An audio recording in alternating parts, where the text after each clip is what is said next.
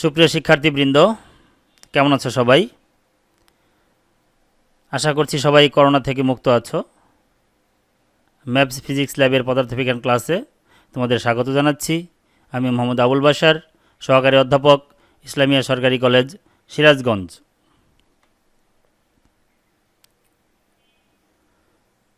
সুপ্রিয় শিক্ষার্থীবৃন্দ, আজ আমরা পদার্থবিজ্ঞান প্রথম পত্রের তৃতীয় অধ্যায় অর্থাৎ গতিবিদ্যা অধ্যায় থেকে কিছু গুরুত্বপূর্ণ বিষয়াদি আলোচনা করব। এই পাঠ শেষে তোমরা কি কি করতে পারবে আমরা একটু দেখে নেই। অবস্থান বনাম সময় ও বেগ বনাম সময় লেখচিত্র বিশ্লেষণ করতে পারবে, মুক্তভাবে পরন্ত বস্তুর সূত্র ব্যাখ্যা করতে পারবে, গতি বর্ণনায় অন্তরীকরণ ও যুগজীকরণের প্রাথমিক ধারণা ব্যাখ্যা করতে পারবে। এই তিনটি লার্নিং আউটকামসের উপর ভিত্তি করে আজকের লেকচারটি সাজানো হয়েছে। পদার্থবিজ্ঞানে লেখচিত্র সাধারণ ক্ষেত্রে আমরা আগে দেখি। y=mx সমীকরণ অনুযায়ী y বনাম x লেখচিত্র অঙ্কন করলে সেটা কেমন হবে? এটি মূলবিন্দুগামী একটি সরল রেখা হবে। y=mx + c সমীকরণ অনুযায়ী y বনাম x লেখচিত্র অঙ্কন করলে তা হবে y অক্ষকে ছেদকারী একটি সরল রেখা। এখানে দেখো y অক্ষকে ছেদ করেছে, এটা কিন্তু মূলবিন্দু দিয়ে যায়নি। y=mx² + c এই সমীকরণ অনুযায়ী y বনাম x লেখচিত্র অঙ্কন করলে তা হবে y অক্ষকে ছেদকারী একটি বক্ররেখা। তাহলে কি দেখা যাচ্ছে? তোমাদের কাছে মনে হতে পারে আমি সমীকরণ দেখেই কিভাবে লেখচিত্র কেমন হবে সেটা বলে দিচ্ছি। এটা আসলে কোনো জাদুমন্ত্র নয়, এটা কোনো ম্যাজিক নয়, এটা খুবই সহজ একটা ব্যাপার। কিছু পয়েন্ট আছে, কিছু গুরুত্বপূর্ণ বিষয় আছে, এগুলো যদি তোমরা বুঝতে পারো, জানো তোমরা, তাহলে তোমরাও আমার মতো সমীকরণ দেখেই বলে দিতে পারবে লেখচিত্রটি কেমন হবে। সেই বিষয়গুলো আমরা একটু জেনে নিই। প্রথমে যেটি আসবে সেটি হলো উভয় চলকের ঘাত এক হলে প্রাপ্ত লেখচিত্রটি সরলরেখা হবে। তোমাকে মনে রাখতে হবে তুমি যে সমীকরণ অনুযায়ী লেখচিত্র অঙ্কন করতে চাও সেই সমীকরণে যে দুটি চলরাশি রয়েছে তাদের উভয়ের পাওয়ার বা ঘাত যদি 1 হয় তাহলে যে লেখচিত্রটি পাওয়া যাবে সেটি হবে সরল রেখা। এটা প্রথম কথা। যেমন y=mx সমীকরণটির দিকে লক্ষ্য করো, y এর পাওয়ার 1, x এর পাওয়ার 1, অর্থাৎ ওদের ঘাত 1 করে। তাহলে এই ক্ষেত্রে উভয়ের পাওয়ার যেহেতু 1, তাহলে এই সমীকরণ অনুযায়ী লেখচিত্র অঙ্কন করলে সেটি হবে একটি সরল রেখা। 2. কোনো একটি বা উভয় চলকের ঘাত 1 এর অধিক হলে অথবা 1 থেকে ভিন্ন অন্য কোনো মান হলে তাহলে প্রাপ্ত লেখচিত্রটি হবে বক্ররেখা। যেমন y=mx² + c এই সমীকরণের x এর পাওয়ার হচ্ছে 2, y এর পাওয়ার হচ্ছে 1, তার মানে একটার ঘাত 1 আর একটার ঘাত হচ্ছে 2, তাহলে এই ক্ষেত্রে অবশ্যই বক্ররেখা পাওয়া যাবে। আমরা যে দুটি বিষয় দেখলাম এখান থেকে আমরা সরল রেখা হবে না বক্ররেখা হবে সেই বিষয়টি বুঝতে পারলাম। আর এখন যে দুটি বিষয় দেখব এখান থেকে আমরা বুঝতে পারবো এটা মূলবিন্দু দিয়ে যাবে নাকি মূলবিন্দু দিয়ে যাবে না, মূলবিন্দুগামী হবে কি হবে না। 3. স্বাধীন চলকের মান 0 বসালে যদি অধীন চলকের মানও 0 পাওয়া যায় তাহলে প্রাপ্ত লেখচিত্রটি মূলবিন্দুগামী হবে। y=mx সমীকরণের লেখচিত্রটি হবে মূলবিন্দুগামী সরল রেখা। এখানে খেয়াল করো, x এর মান যদি আমরা 0 বসাই তাহলে y এর মানও কিন্তু 0 পাওয়া যাবে। এখানে x হচ্ছে স্বাধীন চলক, y হচ্ছে অধীন চলক, তাহলে স্বাধীন চলকের মান 0 বসালে অধীন চলকের মানও 0 পাওয়া যাচ্ছে। ফলে এই সমীকরণ অনুযায়ী যে লেখচিত্র পাওয়া যাবে সেটি অবশ্যই মূলবিন্দুগামী হবে। এবং যেহেতু দুইটার পাওয়ার 1 তাহলে এটা মূলবিন্দুগামী সরলরেখা হবে, মূলবিন্দুগামী সরলরেখা। 4. স্বাধীন চলকের মান 0 বসালে যদি অধীন চলকের মান 0 পাওয়া না যায় তাহলে প্রাপ্ত লেখচিত্রটি মূলবিন্দুগামী হবে না, অর্থাৎ এটি মূলবিন্দু দিয়ে যাবে না। y=mx² + c এখানে খেয়াল করো, আমরা যদি x এর মান 0 বসাই তাহলে y এর মান কিন্তু 0 হয় না, y এর মান হয়ে যাচ্ছে c। ফলে এটা মূলবিন্দু দিয়ে না গিয়ে মূলবিন্দু থেকে c একক দূর দিয়ে y অক্ষকে ছেদ করে একটি বক্ররেখা হবে। এভাবে সমীকরণ দেখে আমরা বুঝতে পারবো যে এই সমীকরণটি দ্বারা অঙ্কিত লেখচিত্রটি কীরূপ হবে। অবস্থান বনাম সময় লেখচিত্র। অবস্থান বনাম সময় লেখচিত্র কীভাবে আঁকতে হবে তার একটা প্রাথমিক ধারণা আমি তোমাদের এখন দিব। এখানে x equal to 1.5t plus 2.8 metre, এটা একটা সরণের সমীকরণ।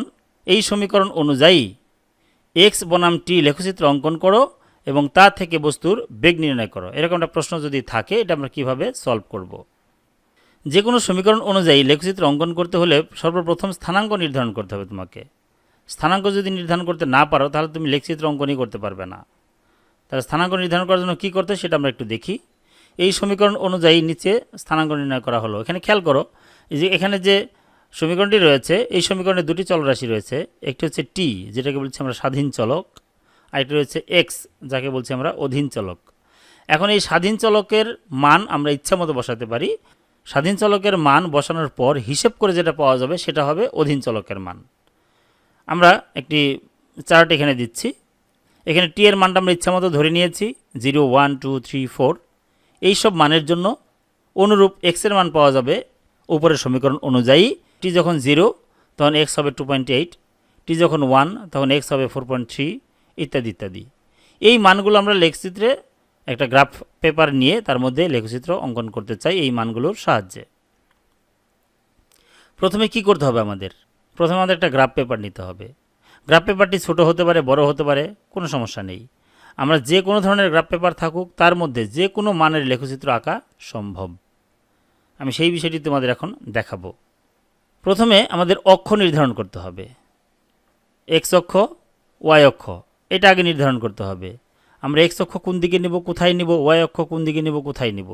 সবসময় মনে রাখবে সাধারণত ভূমির সমান্তরালে যে অক্ষটি থাকে সেটাকে বলি আমরা এক্স অক্ষ, আর এক্স অক্ষের সাথে লম্বভাবে যে অক্ষটি থাকে সেটাকে বলি আমরা ওয়াই অক্ষ। এই ক্ষেত্রে এক্স অক্ষে বসাবো আমরা টি, ওয়াই অক্ষে বসাবো এক্স বা সরণ মিটার এককে, আর এক্স অক্ষে বসাবো টি, এটা সেকেন্ড এককে। এখন প্রশ্ন হচ্ছে মানগুলো আমি কিভাবে ধরবো? আমি ক্ষুদ্রতম এক ঘরের মান কত ধরবো, বা কত ঘরের মান কত ধরলে আমার কেমন হবে, ইত্যাদি ইত্যাদি। তাহলে এখানে একটা বিষয় রয়েছে, দেখতে হবে যে এক্স অক্ষে যে আমি টি বসাবো এই টি এর সর্বোচ্চ মান কত। এখানে টি এর সর্বোচ্চ মান হচ্ছে 5। তাহলে 5 আমাকে এমনভাবে নিতে হবে যে এই এক্স অক্ষের যে দৈর্ঘ্যটা আছে এটা অন্তত 75% বা 60-70% যেন কভার করে। একইভাবে ওয়াই অক্ষের যে মানটা আমরা বসাবো এক্স, সেই এক্সের মানটা কীরকম আছে সেটা আমাকে দেখতে হবে অন্তত এই পর্যন্ত যেন কভার করে। ওইভাবে মোটামুটি একটা হিসাব করে তোমাকে নিতে হবে। যেমন আমি যদি এক্স অক্ষের অর্থাৎ টি এর মান প্রতি 5 ঘরের জন্য 1 করে ধরি তাহলে এখানে হবে 1, এখানে 2, 3, 4, 5, 6 এভাবে আসবে। এটা মূল বিন্দু। আমরা জানি স্থানাঙ্ক ব্যবস্থার ক্ষেত্রে আমরা জানি যে দুটি অক্ষ যেখানে মিলিত হয় সেটা হচ্ছে মূল বিন্দু। এটা এদিকে টি বসাবো, এদিকে এক্স বসাবো। ওকে, টি এর মান আমরা ধরেছি দেখো 1, 2, 3, 4, 5, 6, অর্থাৎ প্রতি 5 ঘরের মান ধরেছি আমি 1 সেকেন্ড। প্রতি 5 ঘরের মান ধরেছি 1 সেকেন্ড। ঠিক একইভাবে ওয়াই অক্ষে অর্থাৎ এক্স এর মান বসিয়েছি আমি প্রতি 10 ঘরের মান 3 মিটার। প্রতি 10 ঘরের মান 3 মিটার ধরে বসিয়েছি। এখন তোমাকে যে কাজটি করতে হবে, এক্স অক্ষের 1 ঘরের মান কত সেটা আমি উপরের কোণায় লিখে দেব, এবং ওয়াই অক্ষের 1 ঘরের মান কত সেটা উপরের কোণায় লিখে দেব, এবং সেটা হচ্ছে এটা। এক্স অক্ষের প্রতি 1 ঘরের মান হচ্ছে 0.2 সেকেন্ড এবং ওয়াই অক্ষের প্রতি 1 ঘরের মান হচ্ছে 0.3 মিটার। এবার আমি লেখচিত্র অঙ্কন করব কিভাবে সেটা তোমাদের আমি বলে দিচ্ছি। আমাকে একটা একটা বিন্দু চিন্তা করতে হবে। যেমন টি এর মান যখন 0 তখন এক্স এর মান 2.8, তাহলে এইটা মিলে আমার একটা বিন্দু। এটা এক্স স্থানাঙ্ক, এটা ওয়াই স্থানাঙ্ক। এইটা আরেকটা বিন্দু, এটা এক্স স্থানাঙ্ক, এটা ওয়াই স্থানাঙ্ক। এইটা আরেকটা বিন্দু, এটা এক্স স্থানাঙ্ক, এটা ওয়াই স্থানাঙ্ক। এইভাবে আমাকে পর্যায়ক্রমে বসিয়ে যেতে হবে। তো এক্স স্থানাঙ্ক প্রথমে বসাই সাধারণত আমরা, কারণ স্বাধীন চলক। তাহলে এখানে কি 0, টি যখন 0 তাহলে কোথায় হবে? অবশ্যই মূল বিন্দুতে হবে। আর এক্সের মান তখন কত? 2.8। অ্যান্ড 2.8 আমি কীভাবে নিব? আমার এখানে 3 আছে, 2.8 তো কোথাও লেখা নাই। এক্স অক্ষে লেখা আছে, এটা দেখেই বোঝা যাচ্ছে, কিন্তু ওয়াই অক্ষে নেওয়াটা কিন্তু একটু সমস্যা আছে। এই ক্ষেত্রে তোমাদের যে পরামর্শ দেবো সেটি হচ্ছে এখানে যে 2.8 যে মান আছে এই মানটিকে এক্স বসাবো কোন অক্ষে? ওয়াই অক্ষে। ওয়াই অক্ষের 1 ঘরের মান কত? ওই যে ক্যাপিটাল ওয়াই ইকুয়াল 0.3 মিটার। তার মানে 2.8কে তোমাকে ভাগ করতে হবে 0.3 দিয়ে। 0.3 দিয়ে যদি ভাগ করি তাহলে 9 পয়েন্ট সামথিং হবে। তাহলে মোটামুটি এই দিকে হবে এই বিন্দুটি। দেন টি যখন 1 তখন এক্সের মান হচ্ছে 4.3, তাহলে এখন T1 কোথায়? T1 হচ্ছে এখানে। এখন এই বরাবর যেতে হবে আমার 4.3, 4.3 তো আমার লেখা নেই, তাহলে কী করবো? একইভাবে 4.3কে ভাগ করবো 0.3 দিয়ে, তো 4.3কে 0.3 দিয়ে ভাগ করলে কত হবে? এটা মোটামুটি তোমার 14.33 এরকম হতে পারে, তাহলে মোটামুটি 14 ঘরের উপর বেশি হবে, আমি হিসাব করে রেখেছি ওগুলো, ওখানে গিয়ে হলো। ঠিক একইভাবে আমি যাব 2 যখন টি এর মান তখন 5.8, টি এর মান যখন 3 তখন 7.3, টি এর মান যখন 4 তখন 8.8, টি এর মান যখন 5 তখন 10.3। সবগুলো বিন্দু বসানো শেষ হলে দেখা যাবে বিন্দুগুলো একটি সরলরেখায় অবস্থিত, এবং বিন্দুর চারদিকে একটা করে বৃত্ত দিয়ে দিব। ওই এগুলো আসলে সেই বৃত্তগুলি আমি দেখিয়েছি, বৃত্তের সেন্টারটা হচ্ছে বিন্দু। এখন আমি সবগুলো বিন্দুকে একটি সরলরেখা দ্বারা যোগ করব, সরলরেখা দ্বারা যোগ করলাম। তাহলে কী হলো? এটা ওয়াই অক্ষকে ছেদকারী একটি সরলরেখা হলো। আমার সব শর্ত পূরণ করে কিন্তু লেখচিত্রটা অঙ্কিত হলো। এইভাবে আমরা লেখচিত্র অঙ্কন করতে পারি। এখন এই লেখচিত্র থেকে বেগ কীভাবে বের করতে হবে এটা আমরা পরবর্তীতে কোনো এক লেকচারে হয়তো বলবো। গতির সমীকরণ এই অধ্যায়ের সবচেয়ে ইম্পর্টেন্ট বিষয় কিন্তু গতির সমীকরণ। সমতরণ এবং একমাত্রিক গতির ক্ষেত্রে এই সমীকরণগুলো কেমন হবে সেগুলো আমরা একটু দেখে নেই। এখানে একটা গতির বর্ণনা দেওয়া হয়েছে। এক্স সুষমতরণে গতিশীল কোনো বস্তুর আদিবেগ ভিএক্স নট এবং আদি অবস্থান এক্স নট। এখানে এই বিন্দুতে দেখানো হয়েছে এটা তার আদি অবস্থান এবং এখানে তার বেগ হচ্ছে ভিএক্স নট। টি সময় পর বস্তুটির বেগ ও অবস্থান পরিবর্তিত হয়ে যথাক্রমে ভিএক্স এবং এক্স হলো। টি সময় পর এর অবস্থান এবং বেগ পরিবর্তিত হলো এবং টি সময় পর বস্তুটি বি বিন্দুতে চলে এলো। বি বিন্দুতে আসাতে তার বেগ পরিবর্তিত হয়ে ভিএক্স হলো এবং অবস্থান পরিবর্তন হয়ে এক্স হলো। তাহলে v x equal to VX not plus a x t, এটা গতির প্রথম সমীকরণ। দ্বিতীয় সমীকরণটা হচ্ছে x is equal to x not plus VX not t plus half x t square, এবং তৃতীয় সমীকরণটি হচ্ছে v x square plus VX not square plus 2ax into x minus x not. সমীকরণগুলো দেখে তোমাদের কাছে একটু হিজিবিজি লাগতে পারে, কারণ এসএসসিতে তোমরা যে সমীকরণগুলো করেছো ওই সমীকরণগুলোই এগুলো। আমি পরের স্লাইডে হয়তো এটা দেখাবো, কিন্তু আপাতত আমি একটু বলে দিচ্ছি।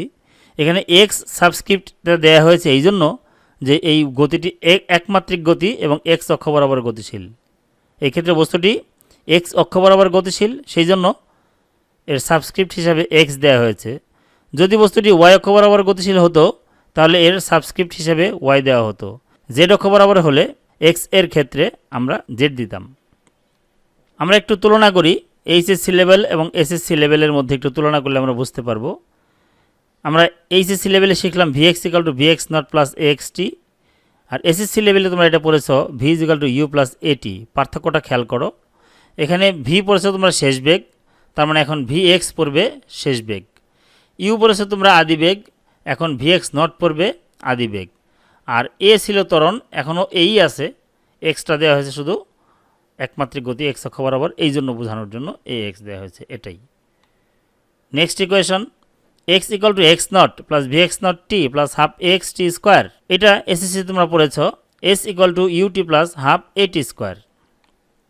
তৃতীয় সমীকরণ vx square equal to VX not square plus 2ax into x minus x naught. এটা এসএসসিতে পড়েছ v square equal to u square plus 2as। এই দুটি সমীকরণের মধ্যে যেটা নতুন এসেছে সেটি হলো এস, আর এখানে এক্স এবং এক্স নট। খেয়াল করো, আমরা এক্স নটটাকে যদি বামে নিয়ে যাই তাহলে কি হচ্ছে x minus x not, that is S. X minus x not সেটা কিন্তু সরণ এস নির্দেশ করে, অর্থাৎ শেষ অবস্থান থেকে আদি অবস্থান বিয়োগ করলে আমরা সরণ পাই, এস হচ্ছে সরণ। ঠিক একইভাবে এখানেও এক্স মাইনাস এক্স নট এর পরিবর্তে এস, বা এস এর পরিবর্তে এক্স মাইনাস এক্স নট। তাহলে অনেকটাই মিল আছে, একটু বুঝে তোমাদের এই বিষয়গুলো মাথায় রাখতে হবে। আবার দ্বিমাত্রিক ক্ষেত্রেও আমরা এই সমীকরণগুলোকে লিখতে পারি, শুধু দ্বিমাত্রিক নয় ত্রিমাত্রিক ক্ষেত্রেও। দ্বিমাত্রিক বা ত্রিমাত্রিক ক্ষেত্রে আমরা এই সমীকরণগুলোকে এইভাবে লিখি, v equal to v not plus a t, এখানে কোনো সাবস্ক্রিপ্ট হবে না। R equal to r not plus v not t plus half এটি স্কোয়ার, এখানে আর হচ্ছে শেষ অবস্থান ভেক্টর, আর নট হচ্ছে আদি অবস্থান ভেক্টর। এবং তৃতীয়টিকে দুইভাবে লেখা যায়, প্রথমবার হচ্ছে v dot v equal to v naught dot v not plus 2a dot r minus r naught, অথবা এটাকে আমরা এইভাবে লিখতে পারি v square equal to v naught square plus 2a dot r minus r naught. এই হলো মোটামুটি আমাদের গতির সমীকরণ। মুক্তভাবে পরন্ত বস্তুর সূত্রাবলী। মুক্তভাবে পড়ন্ত বস্তু কি? সবার আগে আমাকে এটা জানতে হবে। মুক্তভাবে পড়ন্ত বস্তু কি? নিশ্চয়ই তোমরা এটা জানো। উপর থেকে কোনো বস্তুকে ছেড়ে দিলে যদি তা বিনা বাধায় অভিকর্ষের প্রভাবে নিচের দিকে পড়তে থাকে তখন তাকে আমরা বলি মুক্তভাবে পড়ন্ত বস্তু। যে কোনো বস্তুকে যদি তুমি উপর থেকে ছেড়ে দাও, এটা যদি বিনা বাধায় পড়তে পারে অভিকর্ষের প্রভাবে, তাহলে সেটাই হয়ে যাবে মুক্তভাবে পড়ন্ত বস্তু। বিজ্ঞানী গ্যালিলিও গ্যালিলি মুক্তভাবে পড়ন্ত বস্তুর ক্ষেত্রে 3টি সূত্র প্রদান করেন। তার নামানুসারে এই সূত্রগুলোকে গ্যালিলিওর সূত্রও বলা হয়। প্রথম সূত্র, স্থির অবস্থান থেকে এবং একই উচ্চতা থেকে বিনা বাধায় পড়ন্ত সকল বস্তু সমান সময়ে সমান দূরত্ব অতিক্রম করে। এটি হচ্ছে গ্যালিলিওর প্রথম সূত্র। পাশের চিত্রে খেয়াল করো, এখানে একটা হাতি এবং একটি ক্ষুদ্র বস্তু একটা বিল্ডিংয়ের ছাদের উচ্চতা থেকে বা ছাদ থেকে পড়ে যাচ্ছে। কি দেখা যাচ্ছে? এখানে হাতিটি আগে এসে মাটিতে পড়ে এবং এর প্রায় 3 মিনিট পর ক্ষুদ্র বস্তুটি এসে মাটিতে পড়ে। তাহলে কি গ্যালিলিও সূত্র ভুল? মোটেই না। কারণ গ্যালিলিও যে সূত্রগুলো বলেছে এখানে 3টি শর্ত রয়েছে। স্থির অবস্থান থেকে পড়তে হবে, মনে করো দুটি স্থির অবস্থান থেকেই পড়েছে। একই উচ্চতা থেকে পড়তে হবে, আমরা ধরে নিই দুটি একই উচ্চতা থেকেই পড়েছে, এবং বিনা বাধায় পড়তে হবে। এখানে হচ্ছে প্রবলেম। অর্থাৎ 3 নম্বর যে শর্তটি বিনা বাধায় পড়তে হবে, এই শর্তটি এখানে পালিত হয়নি। কারণ এরা কিন্তু বাতাসের ভিতর দিয়ে পড়েছে, তো বাতাসেরও তো বাধা আছে, সেই জন্য বিনা বাধায় পড়তে পারেনি, ফলে এটা সূত্র মানবে না। অর্থাৎ এই সূত্র অনুসারে বস্তুর অতিক্রান্ত দূরত্ব কখনো এর আকার, আয়তন বা ভরের উপর নির্ভর করে না। বিজ্ঞানী স্যার আইজাক নিউটন গ্যালিলিওর সূত্রগুলো প্রমাণ করেছিলেন। উনি প্রথম সূত্র প্রমাণের জন্য গিনি ও পালক পরীক্ষা নামক একটি পরীক্ষা করেছিলেন। এখানে উনি 1 মিটার লম্বা একটি কাঁচ নল নেন এবং একটি গিনি টুকরা আর একটি পালক ব্যবহার করেন। গিনি বলতে আমরা বুঝি আসলে খাঁটি সোনা। খাঁটি সোনাকে বলা হয় গিনি, যেটা এখনও গহনা তৈরি করা হয়নি, সেরকম সোনাকে বলা হয় হচ্ছে গিনি। গিনি মানে ভারী বস্তু আর পালক মানে হালকা বস্তু। এরকম দুটি বস্তুকে উনি নিয়ে এই 1 মিটার লম্বা কাঁচ নলের ভিতরে ঢুকিয়ে নলটাকে হঠাৎ করে উল্টে দেন। উল্টে দিলে দেখা যায় গিনিটা আগে নিচে পড়ছে এবং পালকটা কিছুক্ষণ পরে এসে নিচে পড়ছে। কেন? কারণ তখনও নলের ভিতরে বাতাস ছিল। পরবর্তীতে তিনি এই নলটিকে বায়ুশূন্য করেন, আমরা যেটা দ্বিতীয় চিত্রে দেখতে পাচ্ছি। অর্থাৎ নলের সমস্ত বায়ুকে উনি বের করে নেন, তার মানে এখন কোনো বাধা নেই। তাই এই অবস্থায় দেখা গেল নলটিকে যখন উল্টে দেওয়া হলো তখন গিনি এবং পালক একই সাথে নিচে এসে পড়ল। তার মানে গ্যালিলিওর সূত্র যথাযথ আছে। দ্বিতীয় সূত্র, স্থির অবস্থান থেকে এবং বিনা বাধায় পড়ন্ত কোনো বস্তু নির্দিষ্ট সময়ে যে বেগ প্রাপ্ত হয় তা উক্ত সময়ের সমানুপাতিক। আমরা ধরে নিই ভূমি থেকে একটি নির্দিষ্ট উচ্চতায় এ যে কোনো একটি বিন্দু, এ থেকে একটি বস্তু নিচের দিকে বিনা বাধায় পড়ছে। একটি নির্দিষ্ট সময় টি পরে বস্তুটি বি বিন্দুতে পৌঁছায় এবং বি বিন্দুতে পৌঁছানোর পর বস্তুটির বেগ হয় ভি।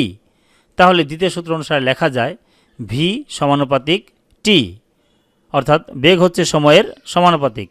অর্থাৎ সময় যত বেশি হবে বস্তুর বেগ তত বেশি হবে, সময় যত কম হবে বস্তুর বেগ তত কম হবে।